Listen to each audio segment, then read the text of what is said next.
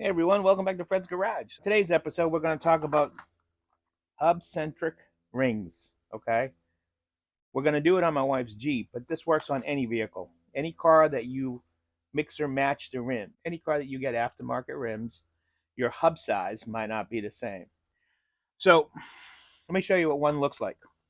These are hub-centric rings, okay?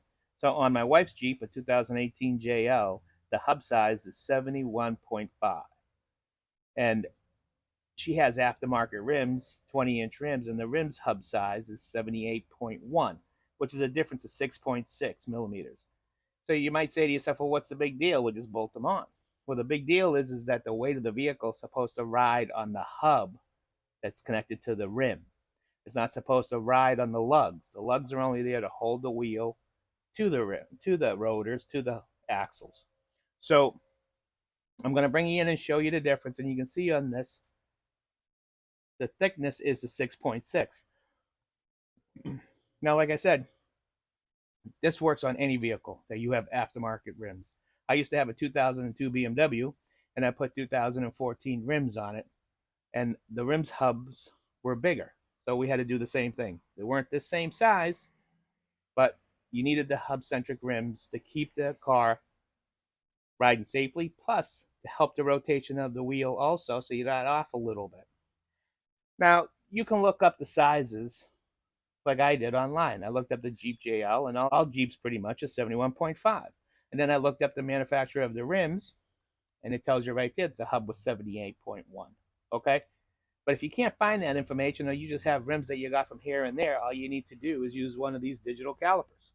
The digital caliper, you just turn it on, set it to millimeters, and then what we'll do is we'll use this end. We'll go on this side and we'll measure the inside, which is 71.5. And then we'll go on this side and we'll measure the outside, which is 78.1. Plus, you order them specifically for what you need. So it shows you right there the size that they are, okay? So let me bring you into one of the rims, show it to you, and I'll show you what we're talking about and how we fix the problem. All right, so this is the rim when it's mounted. If you look right here, this is the hub. This vehicle happens to have a spacer, but this is still the hub. And this is the cutout inside the rim. So if you see the difference between the hub and the cutout of the rim, you see that there's a space. The space is good enough for me to actually put the screwdriver right in there. That's the 6.6 millimeters. That is where this eccentric hub's going to go. This eccentric hub's going to go on the inside there and fill in that space. So I'm going to take the wheel off, and then I'll show you how that goes. All right, so here's the rotor with the spacer on it, and here's the hub of the spacer. And if you measure correctly, the eccentric ring will fit right on there. And now when the rim fits on, the rim will fit in there, and this will make up the space. So now the weight of the vehicle sits on the hub instead of sitting on the lugs, and it's perfectly centered. So let's take this off, and we'll head over to the wheel, and I'll show it to you on the wheel. All right, so here's the rim.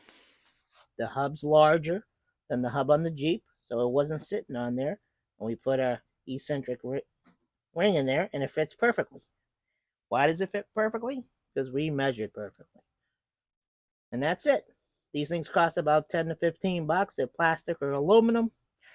Everything will be in the link below. And let's put the wheel back on, see what it looks like with the wheel back on.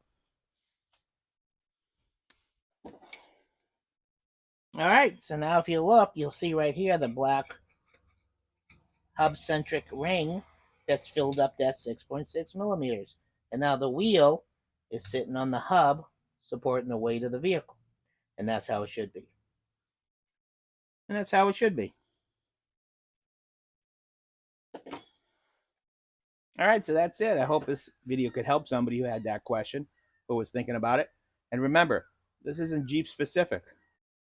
So this is any vehicle specific. So if you have a Bronco and you want to get Sasquatch rims for your non-Sasquatch, make sure the hubs are the same.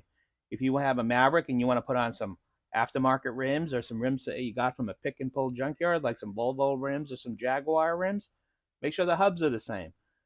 You can get those rings for about 10, 15 bucks. They're real easy. Everything you need will be in the description box below. Hey, so I hope this video helped some people. If it did, do me a favor, give me a thumbs up, hit the subscribe button, leave a comment, and you guys have a great day.